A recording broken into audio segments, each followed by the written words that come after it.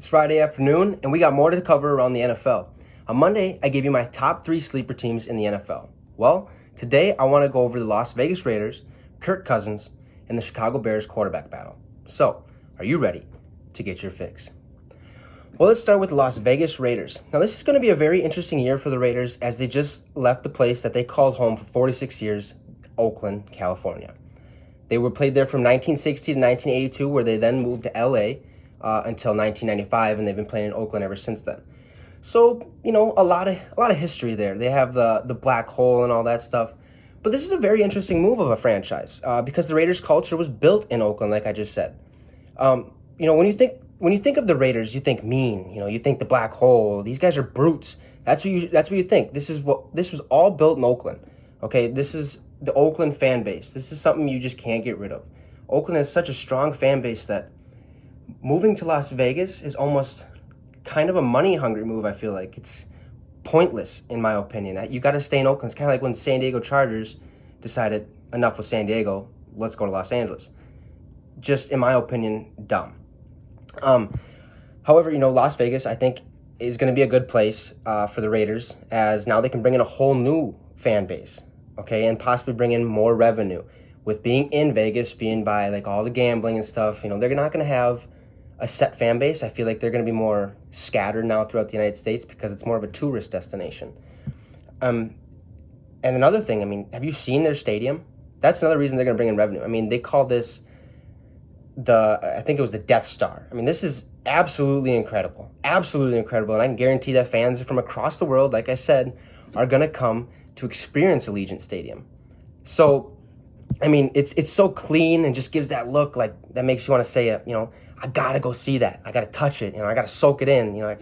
I got to be in that atmosphere.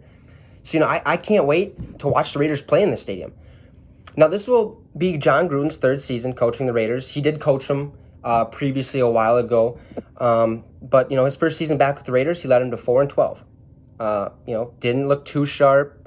Then last year, he led the Raiders to a 7-9.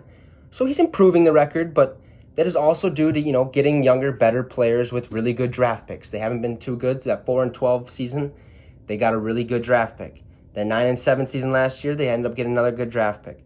I think this is going to be an interesting year for Gruden because he now needs to prove that he can compete in their division against the Chiefs, against the Broncos and the Chargers, who are all exceptionally really good teams. And the Chiefs just won the Super Bowl. So, the Raiders have a little ways to go. Their defense really needs to pick it up and force turnovers. Otherwise, even with getting a guy like Tyreek Hill and Henry Ruggs, as that's kind of who I compare him to, you won't be able to keep up with the powerhouse offense and defense of the Chiefs. You can't. Now, however, with adding Henry Ruggs III, the Raiders are going to have a very quick offense and possibly a good amount of big plays are going to happen. This will be a fun team to watch with their new stadium and the additions to the offense and defense, as well as seeing if Gruden can, take this team to battle and compete with better teams in the NFL. Can he actually get the job done? Now on to Kirk Cousins, who is the quarterback for the Minnesota Vikings. Now, Kirk has had an interesting 2 seasons with the Vikings as he missed the playoffs his first year, and then he made the playoffs last year, which was, awesome in my opinion. Now last year, Kirk, he led the Vikings to 10-6. Okay, they finished second in their division behind the Green Bay Packers, who were 13-3. They made the playoffs as a 6th seed and ended up traveling to the Mercedes-Benz Superdome to face off against the Saints, which I love this playoff battle now. Ever since 2009, it's been awesome. I just can't wait to keep, demolishing them. That's awesome. But, the result of that game was, of course, a Minnesota Viking win. It just had to be. The Vikings have had the Saints number, like I said, ever since 2009 when they tried killing Brett Favre and eventually won the Super Bowl that year. So, anyways, Kirk's first year with the Vikings, he threw for 4,289 yards with 30 touchdowns, 10 picks. To put up those kinds of stats and not make the playoffs is like almost kind of unacceptable in my opinion, which means it was all him just making plays and everyone else was kind of taking a break, if you will. Not really a break, but you kind of get the drift. But then last season, Kirk finished with 3,603 yards with 26 touchdowns, 6 picks. Now, his stats weren't as luxurious as his first season, but, he made the playoffs. And the reason for that is other players decided to step up. Like, Dalvin Cook, he was a huge part of the Vikings offense last season. He rushed for 1,135 yards, with 13 touchdowns. I believe it was the previous year he ended up tearing his ACL, or 2 years ago or something like that. So, I mean, the offensive production wasn't just all on Kirk this last year. The Minnesota Vikings finally had someone else putting work in. Granted, don't get me wrong, Adam Thielen and Stephon Diggs did their part. They really did.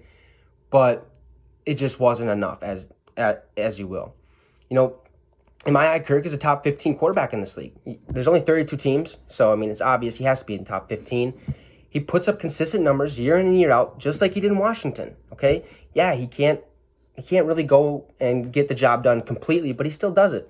I mean, the only thing that Kirk really needs to work on is his ability to win in primetime games. Okay, Kirk is 6-13 all time in primetime.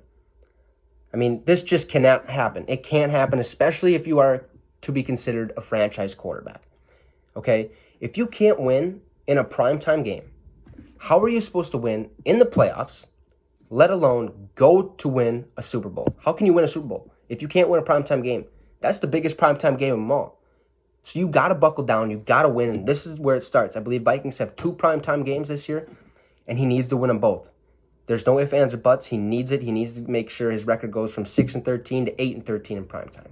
Because not only am I or the Minnesota Vikings fans or anybody else around sick of him not winning primetime games, because he's a good enough quarterback to do so, but I believe he is also sick of it, and he will change that.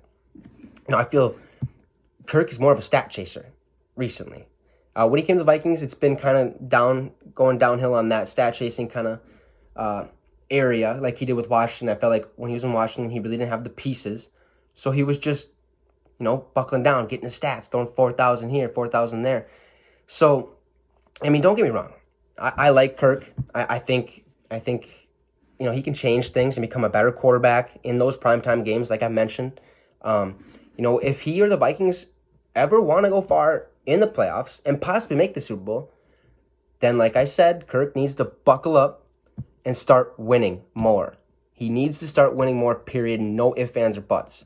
This is a game about winning, not losing. You lose, it's kind of like if you're not first, you're last. So, I mean, he can't lose to Green Bay twice a year anymore. I went to the Monday night Christmas Eve game or whatever against Green Bay and Vikings at US Bank Stadium last year, and I thought we had it, and then all of a sudden, everything kind of went away. So he just can't do that. He has the ability to get the job done, but now with the recent trade of Stephon Diggs, he has a little more of a challenge ahead of him.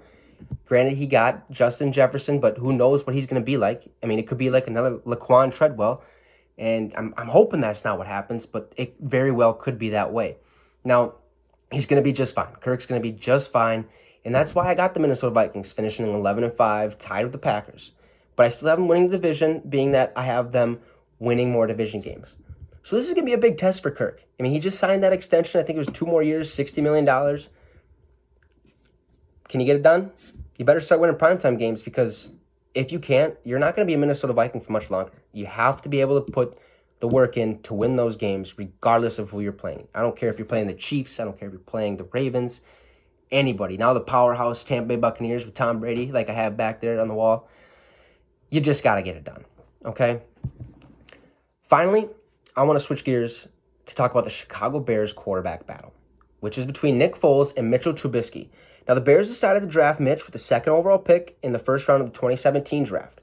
A lot of people were like, what are you doing? He only started, I believe, 13 games in North Carolina in college. But, I mean, it seems as if they're starting to regret that. They just, like this offseason, they went and decided to sign a free agent, quarterback Nick Foles, like I said. He played for the Jaguars last year, where he was injured most of it. Gardner Minshew took over a lot.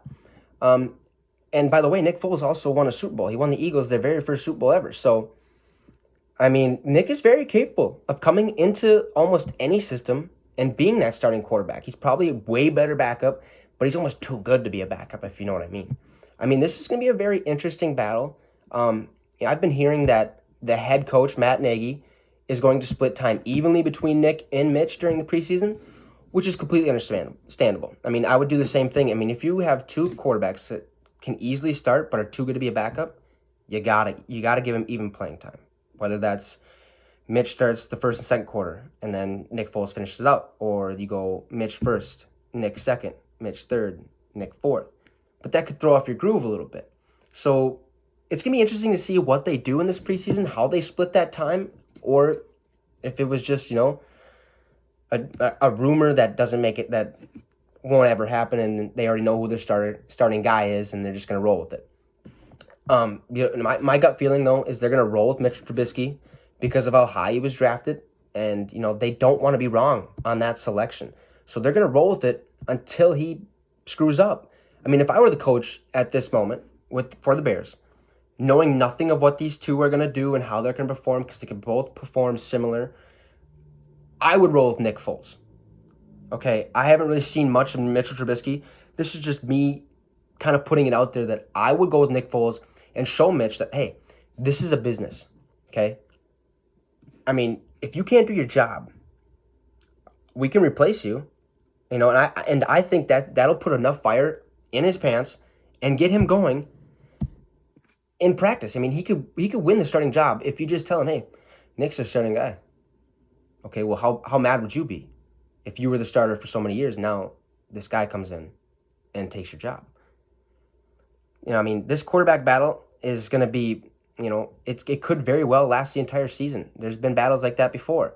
Now, Mitch consistently throws for 3,100 to 3,300 yards a season. He doesn't throw many picks, but does he win? Can he win? He had that one fluke of a year, I think, just when they brought Khalil Mack over and then they made the playoffs. Everyone's comparing their defense to the 85 Bears. I'm sorry, it wasn't. Okay, it was just a fluke. It was just, here you go, have fun, good luck. I mean, if anyone is winning games for Chicago, it's Khalil. It's Khalil Mack. That's the reason why they were that good that year when they made the playoffs. I mean, Chicago has no wide receiver. They have a subpar running back crew, which keeps changing every year, like year to year. I don't think Nick Foles is necessarily the answer to fixing the Bears' losing problems, but I do think he gives the Bears a little bit better chance to succeed. So watching this play out is going to be very fun. It's kind of like when Jay Cutler left. Now who are you going to replace? Now you bring this Mitch Trubisky guy who started 13 college games.